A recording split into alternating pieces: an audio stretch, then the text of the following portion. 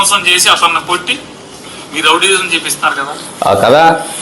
మీకు పేర్నాని గారు, మీకు క్యాస్ట్లు, కులాలు, తర్వాత మతాలు, మీరన్నీ గౌరవించే మనుషులు కదా.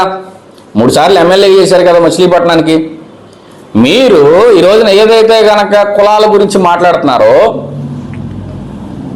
ఈరోజున రజిక అతను, ఒంటరిగా బతికే అతను ఇలా దాడి చేయడం కరెక్టేనా? మిగతా కులాల మీద ఎందుకు దాడి చేయట్లేదని చెప్పి అంటున్నారు కదా. ఈ రోజున పవన్ కళ్యాణ్ గారి గురించి ఏదన్నా కానీ కౌంటర్ ఇవ్వాలంటే మచిలీపట్నంలో ఉన్న ఏకైక వ్యక్తి స్టేట్ మొత్తం మీద ఒక పేర్నాని గారే.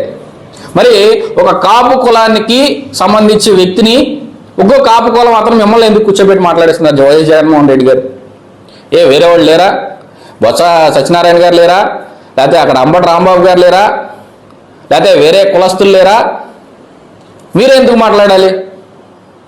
అంటే ఒక క్యాస్ట్ని ఒక క్యాస్ట్ వ్యక్తితో తిట్టించాలంటే ఆ క్యాస్ట్ వ్యక్తే కావాలి. ఆ తర్వాత సాక్షాత్తు బయటపడింది మొన్న.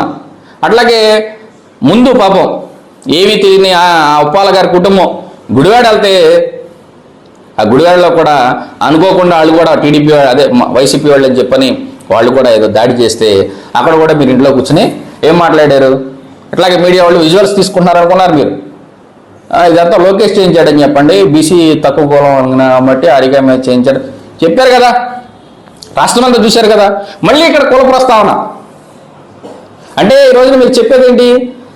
రజకుల గురించే మాట్లాడాలి, కాపుల గురించే మాట్లాడాలి, ఎస్సీల గురించే మాట్లాడాలి. ఇదేనా మీ 3 సంవత్సరాల సీనియరిటీ? ఈ పాలిటిక్స్ చేయమన్నా మీరు?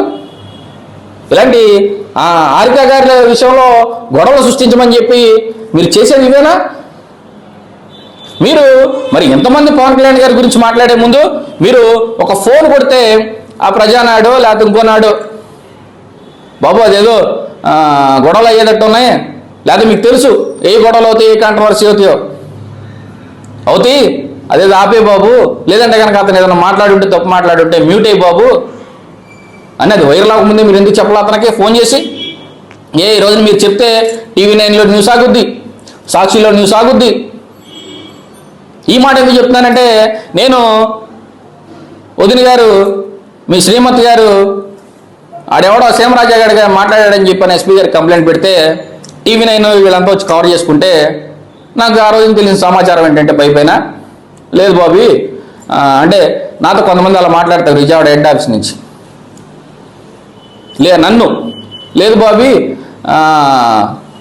ఆపమని చెప్పారు, ఎందుకంటే పేర్నాని గారు కులరేంద్ర గారు వీళ్ళు రాజకీయాలు చేస్తుండగా నువ్వు ఉంటే కనుక ఇబ్బంది ఏమి ఉండదు, కానీ పేరుని కిట్టు ఉండగా నీది ఏదన్నా కానీ శాటిలైట్ ఛానల్ కవర్ చేసి దాంట్లో వార్త వస్తే నువ్వు పెద్దోడు అయిపోతావు, నువ్వు జగన్మోహన్ రెడ్డి గారికో చంద్రబాబు గారికో తెలుస్తావు అన్న ఉద్దేశంతో నీది ఆపిచ్చారని చెప్పని ఒక వ్యక్తి నాకు ఫోన్ చేసి మా బందర్లో ఉన్నట్టు పేర్నాని కూడా ఆయన అంటే నైట్ కన్ను కొడితే అంట పొద్దునకి లేపేయాలంట. రీసెంట్గా ఇంకోటి జరిగింది మొన్న, వైఎస్ఆర్ పార్టీ వాళ్ళు ఏదో ధర్నాన్ని పెట్టి వాళ్ళు కొన్ని మీడియాలని వాళ్ళు ఏదో సోషల్ మీడియా వ్యక్తులను పంపించి అక్కడ వచ్చినటువంటి వ్యక్తులతో తాగిచ్చి మాట్లాడించినటువంటి సందర్భం. అతను పవన్ కళ్యాణ్ గారి గురించి చంద్రబాబు నాయుడు గారి గురించి చాలా దుర్మార్గంగా మాట్లాడితే దాని మీద అక్కడ కొంతమంది జన సైనికులు వెళ్ళి అతనితో క్షమాపణ చెప్పిస్తే పొరపాటుని చెప్పానని చెప్పి అతను క్షమాపణ చెప్తే దానికి పేర్నాని గారు మాట్లాడతారు. ఏం మాట్లాడతారు ఒకసారి చూడండి. కొంతమంది కాపుల కుటుంబాలు కూడా విమర్శిస్తున్నాయి కదా, యాదవుల కుటుంబాల్లో కూడా విమర్శిస్తున్నారు కదా, యాదవులు కూడా వెళ్ళి వాళ్ళ ఇళ్ళ మీదకి వెళ్ళి ఎందుకు కొట్టలేరు? రజకుడు కాబట్టి, లోకువ ఒంటరి కుటుంబం కాబట్టి వీళ్ళ దగ్గరికి వెళ్తే మిమ్మల్ని తుంపులుగా కాళ్ళు కీళ్ళు ఇరిచేస్తారు కాబట్టి మీ రౌడీజాన్ని తీసుకెళ్లి శ్మశానంలో పాతేడతారు కాబట్టి వాళ్ళు ఇళ్ళకి వెళ్ళరు. కొంతమంది కాపుల కుటుంబాలు చూశారు కదా, అంటే కులాలు మంచిన రెచ్చగొట్టే కార్యక్రమాలు. అంటే అక్కడ చేసింది పార్టీ పరంగా చేశారా లేకపోతే వేరే రకంగా చేశారా? అక్కడ కులం పేరు ఎత్తాల్సినటువంటి అవసరం ఏముంది? ఆ మాట్లాడిన వ్యక్తి నేను ఫలానా కులం దాని గురించి మాట్లాడా? కానీ ఇక్కడ కులాలు తీసుకొచ్చి ఆ కులాల పేరుతో లబ్ధి పొందాలనే దుర్మార్గమైనటువంటి వ్యక్తులు పేర్ని నాని, జగన్మోహన్ రెడ్డి. ఇవాళ నేను అడుగుతా ఉన్నా, ఇదే రజక కుటుంబాలకు సంబంధించి పేర్ని నాని గారు మాట్లాడారు కాబట్టి, ఇదే రజక కుటుంబాలకు సంబంధించి మచిలీపట్నంలో ఆయన ఎమ్మెల్యేగా ఉన్నప్పుడు అక్కడ ఉన్నటువంటి వాళ్ళు ఇళ్ళన్నీ కూడా పీకిచ్చేసి వాళ్ళ మీద దాడి చేసి, అప్పుడు రజకులు గుర్తురాలేదా? ఇవాళ ఏంటంటే రాజకీయాల కోసం ఏదైనా మాట్లాడచ్చు, ఏదైనా చేయొచ్చు. ఇంత ఒక బఫూన్లా తయారయ్యాడు పేర్నాని. బందర్ బఫూన్ వేషాలు వేస్తూ